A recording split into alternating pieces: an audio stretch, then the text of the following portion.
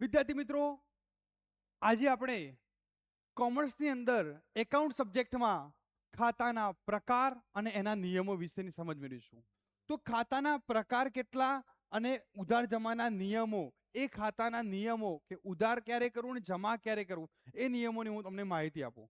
મિત્રો ખાસ ધ્યાન રાખજો, ખાતાના મુખ્ય બે પ્રકાર છે, એક વ્યક્તિના ખાતા અને બિન વ્યક્તિના ખાતા.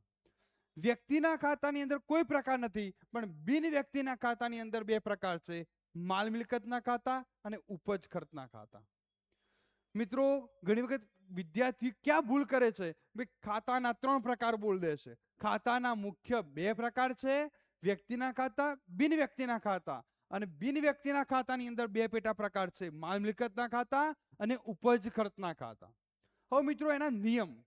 તો વ્યક્તિના ખાતાની અંદર મિત્રો વ્યક્તિ બે જ પ્રકારની, એક લેનાર પાર્ટી હશે તો બીજી આપનાર પાર્ટી હશે.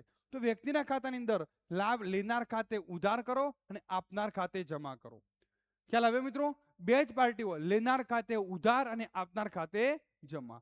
માલ કે મિલકત મિત્રો શોર્ટમાં આને મામી કહેશું. મામી, માલ મિલકત.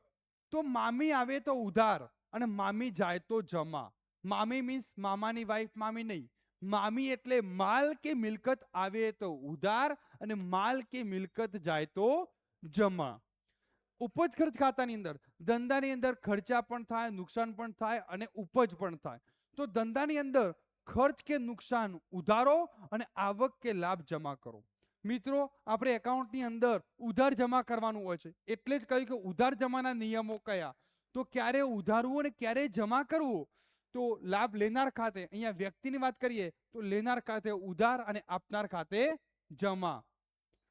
માલ મિલકત ખાતાનો નિયમ, માલ કે મિલકત શોર્ટમાં મામી આવે તો ઉધાર અને મામી જાય તો જમા. મામી એટલે માલ કે મિલકત આવે તો ઉધારીશું અને માલ કે મિલકત જાય તો જમા કરીશું.